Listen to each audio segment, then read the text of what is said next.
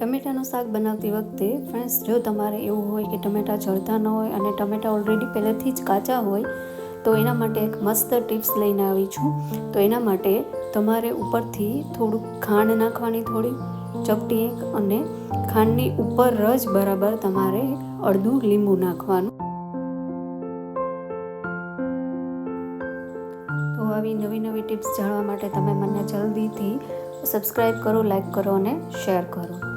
તો બસ આવી રીતે થોડીક વાર ચડવા દઈએ, ઉપર ઢાંકણું ઢાંકી અને થોડીક વાર રહેવા દેવાનું અને એકદમ હલાવતા જ રહેવાનું. અને પાણી તો બિલકુલ નહીં નાખવાનું. તો તમે હવે જોઈ શકો કે આની છાલ પણ નીકળી ગઈ છે અને એકદમ એક રસ થઈ ગયું છે.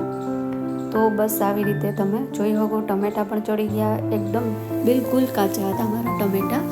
બસ આ ખાંડ અને લીંબુ એ 2 ઇન્ગ્રીડિયન્ટ્સ નાખવાથી જ આ એકદમ સરસ આનો લુક આવે છે.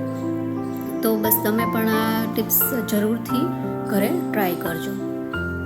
બાય ફ્રેન્ડ્સ, અને જલ્દીથી મારી આ ચેનલને તમે સબસ્ક્રાઈબ કરો, લાઈક કરો, શેર કરો અને મસ્ત મસ્ત કમેન્ટ કરો.